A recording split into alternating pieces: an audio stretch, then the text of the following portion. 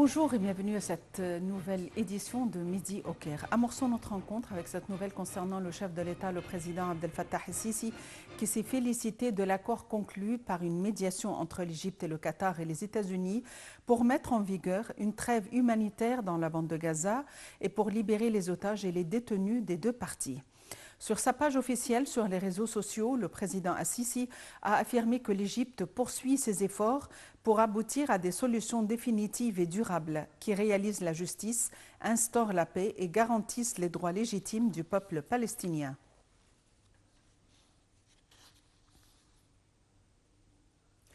L'Égypte a annoncé le succès de ses efforts de médiation conjointe avec le Qatar et les États-Unis qui ont abouti à un accord pour une trêve humanitaire dans la bande de Gaza.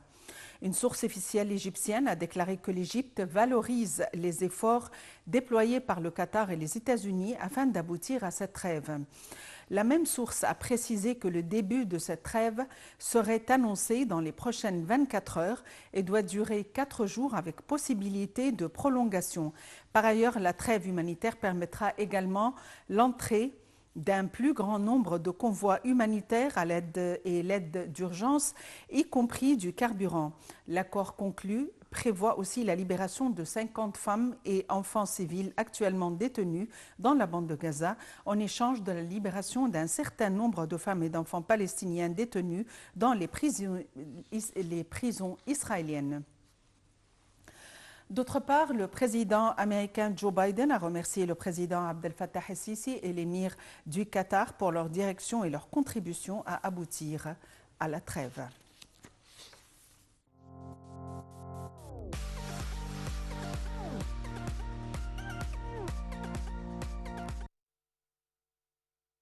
Le gouvernement israélien a approuvé les grandes lignes de la première étape d'un accord selon lequel au moins 50 personnes enlevées, des femmes et des enfants, seront libérées pendant 4 jours au cours desquels il y aura une accalmie dans les combats selon un communiqué. L'accord pour libérer des otages est la bonne décision à prendre, avait déclaré mardi soir le Premier ministre israélien Benjamin Netanyahou avant le début de la réunion de son cabinet qui s'est poursuivie tôt ce matin pour ce verre.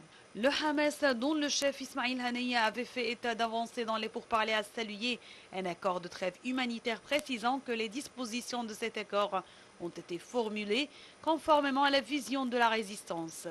Après les déclarations du gouvernement israélien et du Hamas, le Qatar a confirmé un accord pour une pause humanitaire dans la bande de Gaza. Le début de cette pause sera annoncé dans les prochaines 24 heures et durera 4 jours avec possibilité de prolongation, a déclaré sur X le ministère qatari des Affaires étrangères, se félicitant du succès de sa médiation conjointe avec l'Égypte et les États-Unis. De son côté, le président américain Joe Biden s'est déclaré extraordinairement satisfait par l'accord.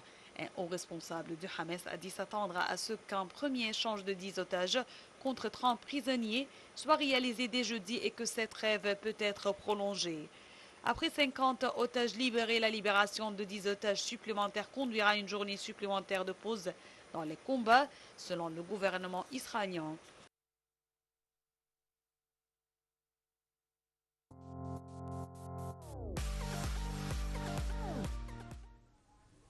Et pour nous donner plus d'éclaircissements, nous avons le plaisir d'avoir en ligne son Excellence, Monsieur l'ambassadeur Medhat El-Melighi, l'ex-adjoint du ministre des Affaires étrangères. Monsieur l'ambassadeur, bonjour et bienvenue avec nous. Bonjour à vous. Monsieur l'ambassadeur, il y a déjà un petit progrès ou un progrès restreint concernant une trêve de 4 jours et l'entrée d'aide humanitaire à Gaza et la libération de 50 otages des deux côtés. On aimerait en savoir plus sur les conditions de cet accord. Premièrement, comme vous le savez, cette trêve-là durera 4 jours, 4 à 5 jours.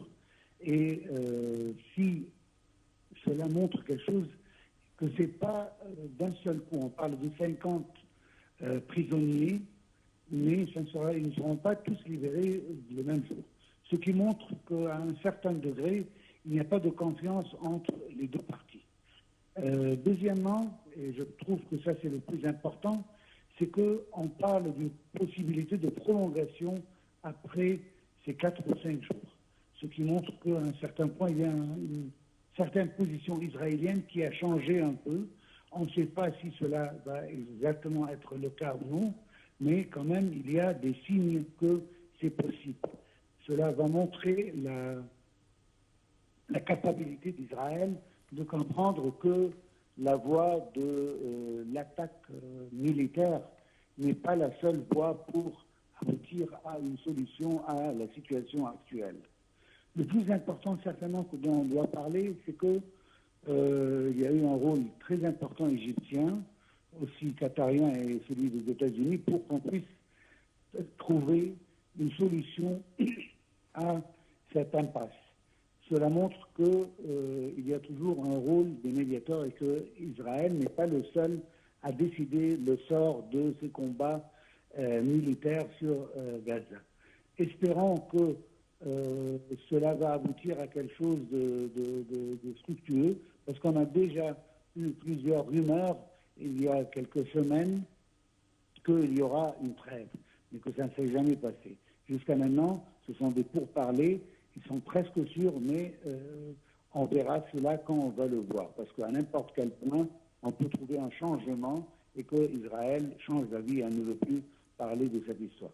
Alors on espère que ça va continuer jusqu'on commence cela dans quelques jours. Parallèlement, le ministre israélien de la Défense a annoncé que cette trêve ne signifie pas la fin de la guerre et qu'il espérait reprendre avec beaucoup de force à la suite de cette trêve. Donc, ça ne révèle pas des intentions de solution tranchante ou pacifique. Il n'est pas le seul à décider. Il y a un gouvernement israélien qui décide dans sa totalité. Ce n'est pas seulement le ministre de Défense israélien qui décide tout seul. Il y a un Premier ministre, il y a aussi d'autres membres du gouvernement qui veulent trouver une fin à cette guerre qui n'a, jusqu'à maintenant, on ne peut pas dire que malgré les milliers de morts, dont la majorité étaient des enfants et des femmes, cela n'a pas abouti à vraiment une éradiction de Hamas comme ils le pensaient. Cela peut dire une des deux choses, ou bien qu'on doit continuer la guerre jusqu'à trouver une victoire que je trouve très difficile à réaliser dans les conditions actuelles, ou bien une continuation de la guerre à un moment, vraiment, on ne sait pas jusqu'à quand exactement. Ça peut durer des mois et des mois. Et je ne trouve pas que ça, c'est vraiment bénéfique aux Palestiniens et certainement pas aussi aux Israéliens qui cherchent eux aussi la paix. On a vu plusieurs démonstrations dans les rues d'Israël qui montrent que le public n'est pas satisfait de son gouvernement. Et cela met une pression au gouvernement pour libérer un peu les otages, parce que cela va calmer un peu la situation sur la scène interne en Israël. Alors, il y a une nécessité de négocier et on doit aussi parler d'un processus de paix, des règles dont on connaît tout et qu'on n'a pas cessé de répéter, que ce soit en Égypte ou même dans les pays amis, qu'on doit avoir la solution des deux États, ce que jusqu'à maintenant on n'a pas pu avoir. Néanmoins, c'est une étape qui donne un espoir, une trêve, un calmement aux Palestiniens qui, depuis plus de 45 jours, sont en train de recevoir des tirs très forts, que ce soit sur leur infrastructure civile ou les hôpitaux ou tous les cibles qui ne devaient pas être attaquées dès le début selon le droit international et le droit international humain. Excellence, Monsieur l'ambassadeur Medhat El-Melighi, merci pour votre intervention. Sur un autre plan, la campagne officielle des élections présidentielles du candidat M. Abdel Fattah el-Sisi a organisé 3 réunions avec des Égyptiens à l'étranger via vidéoconférence pour écouter leur opinion et leurs propositions concernant le processus électoral. Le point.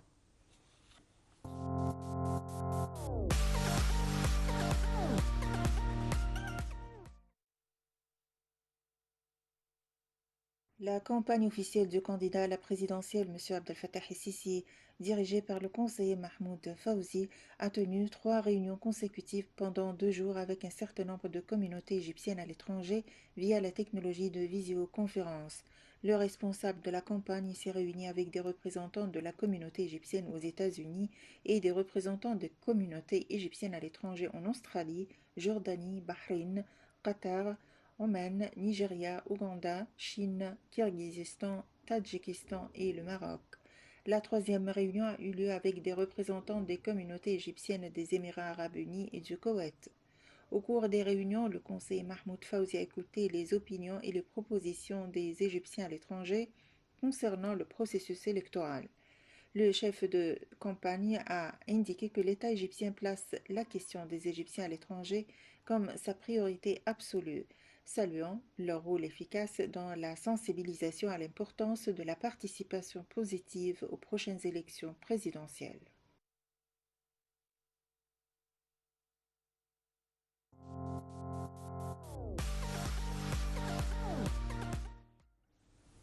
Les Égyptiens à l'étranger se préparent à participer aux élections présidentielles de 2024. Selon l'autorité nationale des élections, les élections présidentielles à l'étranger auront lieu 1, 2 et 3 décembre. Sur un autre plan, le chef de la campagne électorale du candidat à la présidentielle, Hazem Omar, a tenu une conférence électorale avec les membres du secrétariat central des travailleurs du Parti populaire républicain au siège électoral du Nouveau-Caire. Au cours de cette conférence, Hazem Omar a annoncé le plan de préparation de la phase finale de son programme électoral aux prochaines élections présidentielles. Il a également souligné les points les plus importants inclus dans le programme qui intéresse la rue égyptienne. Le Premier ministre, Dr Moustapha Madbouli, a participé hier à la réunion de conférence annuelle du Comité des marchés en développement et émergents et le Comité régional pour l'Afrique et le Moyen-Orient relevant de l'Organisation internationale des commissions de valeur. Le point.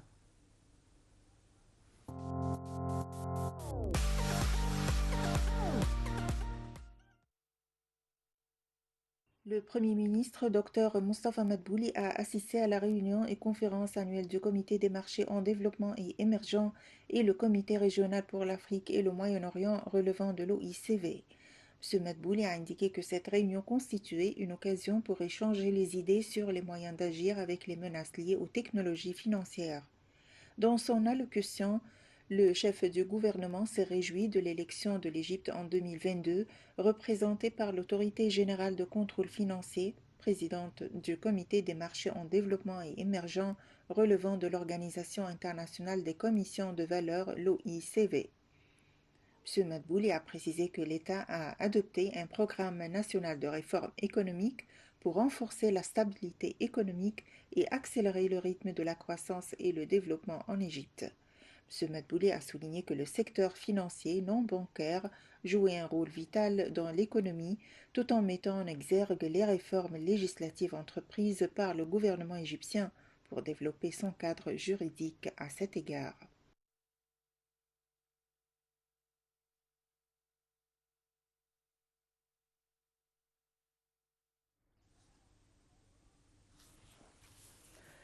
Fin de cette édition quotidienne de Midi au Caire. Merci de l'avoir suivi et à la prochaine.